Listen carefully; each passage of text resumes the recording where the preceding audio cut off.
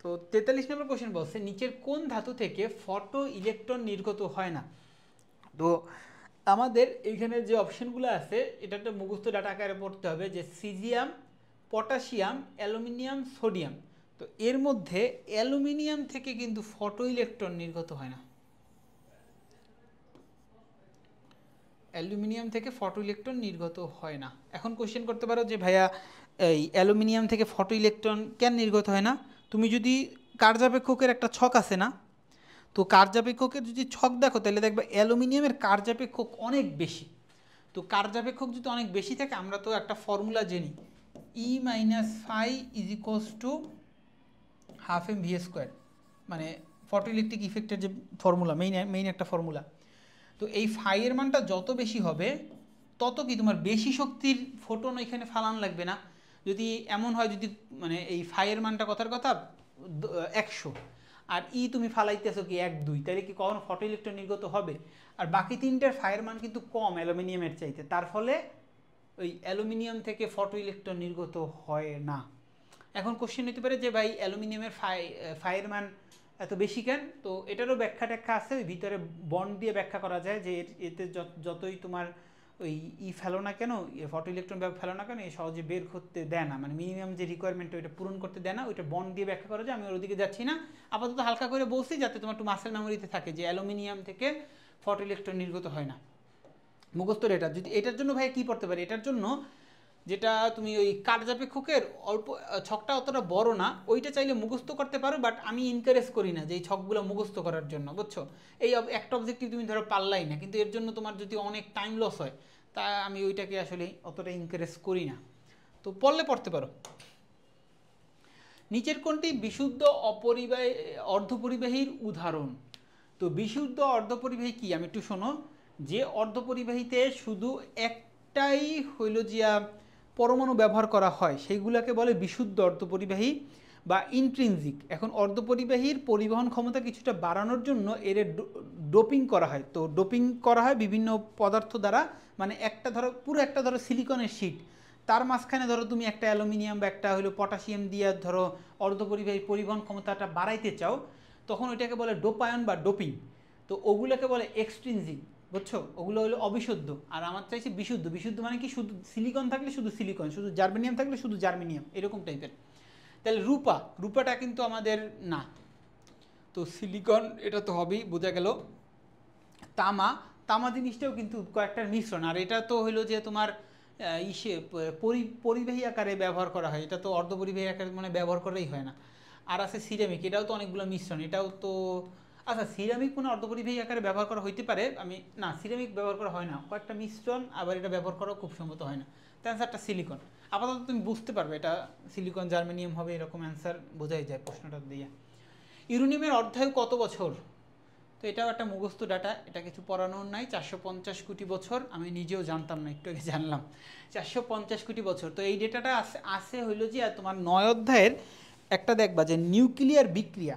তো নিউক্লিয়ার বিক্রিয়ার ওইখানে কিছু ইম্পর্টেন্ট ডেটা একটু মুখস্থ রাখা লাগবে, আমি একটু বলে দিই, এইগুলো একটু শুনো। নিউক্লিয়ার ওই বিক্রিয়াটার ডেটাগুলো খুবই ইম্পর্টেন্ট, ইন এ সেন্স ফিজিক্সের জন্য ইম্পর্টেন্ট। কেন কি, ওই বোঝোই তো, একটা তো নিউক্লিয়ার একটা ওয়ারের অবস্থা যাচ্ছে, তো এর ফলে নিউক্লিয়ার সায়েন্সটা অনেক মানে হট টপিক।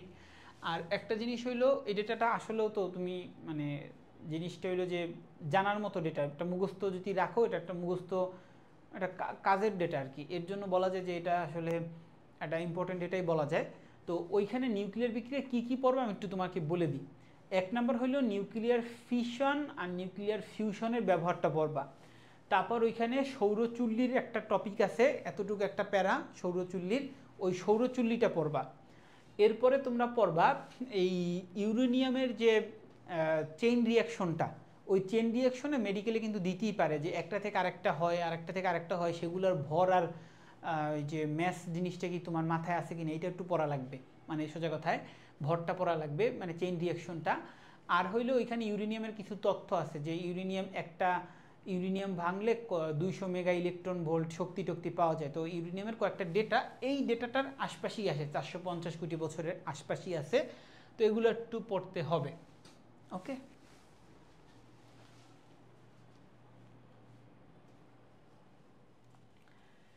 তারের আপেক্ষিক রোধ নির্ণয়ে কোন যন্ত্রটি ব্যবহার করা হয়?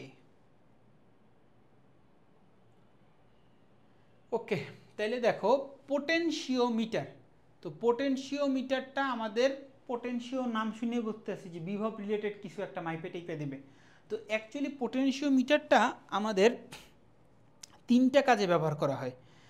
সেইটা হইলো ইসেল বাইর করতে ব্যবহার করা হয়, ইসেলের তুলনা করতে ব্যবহার করা হয়, আরেকটা ব্যবহার হইল একটা ইসেলের অভ্যন্তরীণ রোধ বাইর করতে ব্যবহার করা যেতে পারে, একটা ব্যাটারির অভ্যন্তরীণ রোধ বাইর করতে ব্যবহার করা যেতে পারে। তো তারের আপেক্ষিক রোধ মাপতে পটেনশিওমিটারটা ব্যবহার করা হয় না, এটা পুরোটাই সেলের বিভব এবং অভ্যন্তরীণ রোধ মাপতে ব্যবহার করা হয়, তাহলে এটা বাদ।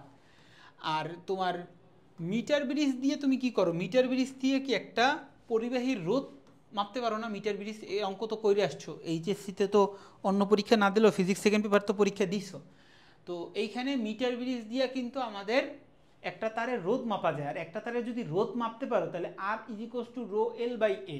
এখন ওই তারটা রইল ডাইমেনশন মাপলা, দৈর্ঘ্য এতটুক, প্রস্থচ্ছেদের ক্ষেত্রে এতটুক, তাইলে রো এর মান কত এটা তুমি বের করে ফেলতে পারবা। তাইলে তোমার মিটার ব্রিজ থেকে কিন্তু মানে আপেক্ষিক রোধটা বের করা যায়। 3 নাম্বার বলছে গ্যালভানোমিটার। তো গ্যালভানোমিটার দ্বারা একটা বর্তনীর তড়িতের অস্তিত্ব আছে কিনা এইটা মাপা যায়, কিন্তু ওই যে রোধটাও অন্যভাবে অনেক ইটি করে মাপা যায়, যেমন একটা গ্যালভানোমিটারে ভোল্টমিটারে কনভার্ট করে ভোল্টেজ মাপলা, তারপর হইলো যে অ্যামিটারে কনভার্ট করে কারেন্ট মাপলা, তারপরে ভি বাই আই করে রোধ মাপলা, তাই না? তো ওগুলো অনেক মানে পেজগি মেজগি করে দিয়ে করে, তো অ্যাকচুয়াল প্রয়োগটা গ্যালভানোমিটারের কিন্তু ওই রোধ মাপার জন্য না, তার ফলে এই অ্যান্সারটা হবে না। আর পোস্ট অফিস বক্সটা দিয়ে হবে না। By the way, post office box সম্পর্কে কি তোমাদের আইডিয়া আছে কিনা? পোস্ট অফিস বক্স বা পটেনশিওমিটারটা যেটা বলতে আইডিয়া আছে কিনা একটু বই থেকে দেখে নিও, এটা ভালো একটা জিনিস পোস্ট অফিস বক্স, যেহেতু ইঞ্জিনিয়ারিংয়ে এই রিলেটেড ম্যাথ করে, বাট তোমাদের দরকার নেই, তোমরা আপাতত যেটা আসছে ওইটা বুঝলেই হয়েছে।